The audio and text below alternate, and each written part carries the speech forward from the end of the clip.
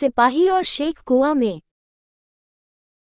Sheikh chilli अपने पैरों को इतने ध्यानमग्न होकर देख रहा था कि वो सीधे एक पेड़ से जाकर टकराया।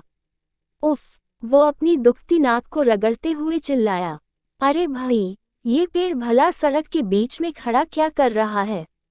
अम्मी ने उससे दर्जी को दुकान पर जाने को और सड़क के बीचों बीच चलने को कहा था। ध्यान रखना, इधर उधर मत देखना जैसे कि तुम्हारी आदत है, नहीं तो तुम कभी भी अपने मुकाम तक नहीं पहुंच पाओगे। उन्होंने कड़े शब्दों में कहा था। क्या तुम मेरी बात सुन रहे हो? अपनी नज़र सड़क पर रखना। उन्होंने ये तो नहीं कहा था पेड़ से जा टकराना। फिर वो क्यों टकराया? क्योंकि वो उस समय एक खेत के बीचों बीच था। जहां तक सड़क की बात थी वो दूर दूर तक नदारद थी। उसके पैर एक दिशा में गए होंगे और सड़क कहीं दूसरी ओर होगी। शेख ने अपने पैरों को गुस्से से देखा परंतु उससे कुछ फायदा नहीं हुआ। अच्छा, चलो, जब पेड़ उसके सामने है तो जनाब पेड़ पर चढ़कर देख ही लेते हैं कि कहीं वो नदारद सड़क जिस पर उसे होना चाहिए था दिख जाए। सड़क काफी दूर दाएं को थी। शेख पेड़ की एक निचली टहनी पकड़कर बस कूदने हो बाला था जब उसे अपने ठीक नीचे एक कुआं दिखाई दिया। कुएं की गहराई में झिलमिलाता हुआ पानी बड़ा सुंदर दिखाई पड़ रहा था। शेख टहनी से एक सूखी इमली की तरह लटका और झूलता रहा। उसने अपनी आंखें बंद कर ली और कल्पना करने लगा कि वो हवा में अपनी प्रिय पतंग पर बैठकर उड़े जा रहा हो। धुक धड़ाक, धुक धड़ाक। उसका पालतू हाथी नीचे पगडंडों पर दौड़ा जा रहा था और अम्मी उसको पीठ पर बैठी थीं। वो लाल साटन के कपड़े पहने थी, बिल्कुल वैसे ही जैसे सुल्तान शेख चिल्लों की मां को पहनने चाहिए थे।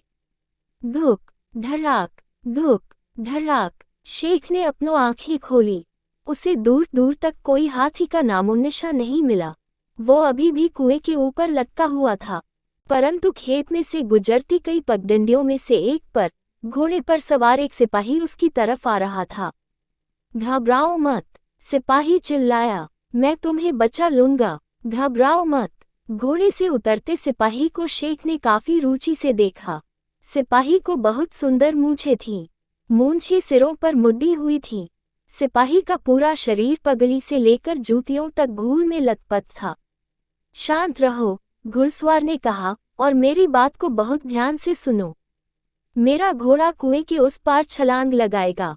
तुम्हारे नीचे पहुंचते ही मैं तुम्हारे पैर पकड़ लूंगा। उसी क्षण तुम पेड़ की टहनी को छोड़ देना, इस तरह तुम मेरे साथ घोड़े पर सुरक्षित रहोगे। समझे मेरी बात? शेख ने जोर से अपना सिर हिलाया। सिपाही अपने घोड़े पर चढ़ा। घोड़ा कुछ कदम पीछे गया और फिर कुएं की ओर तेजी से दौड़ा और फिर कुएं के क्रपर से कदा। शेख के नीचे आते ही सिपाही ने उसके पैरों को पकड़ लिया, परंतु शेख जिस टहनी से लटका था उससे लटका ही रहा। घोड़ा तो छलांग लगाकर कुएं के उस पार पहुंच गया, परंतु उसका मालिक शेख के पैरों से लटका रह गया। तुमने टहनी क्यों नहीं छोड़ी? सिपाही ने कड़कदार पर आश्चर्य की आवाज में पूछा। फिर उसने अपनी गर्दन उठाकर शेख को समझने की कोशिश की। शेख को भी काफी अचरज हुआ। मैं माफी चाहता हूँ, उसने कहा, ऐसा मैंने क्यों किया यह मुझे भी नहीं पता। उसने अपना आश्चर्य जताने के लिए अपने दोनों हाथ पसारे। उसका नतीजा ये हुआ कि वो और सिपाही दोनों सीधे कुएं में जाकर गिरे धड़ाम। घोड़े को आवाज से कुछ खतरा महसूस हुआ और वो वहां से भाग लिया। पास के खेत पर काम करते किसान घोड़े को वापस लाए और उन्होंने शेख और गुस्से में आए सिपाही को कुएं से बाहर निकाला। शेख खुशनसीब निकला क्योंकि जब वो मिट्टी से सना और गीला दर्जी को बिना संदेश पहुंचाए वापस घर पहुंचा तो उसको अम्मो बिल्कुल भी नाराज नहीं हुई। अच्छा ही हुआ कि तुम दर्जी के घर नहीं गए, अम्मी ने कहा, क्योंकि वो तो मुझे यहीं पर मिल गया, पर उसके घर के पास तो कोई कुआं है नहीं। फिर तुम कैसे? कुआं न जाने कहां से आ गया था, शेख को याद आया। और साथ में वो पेड़ और घोड़े पर सवार सिपाहों भी।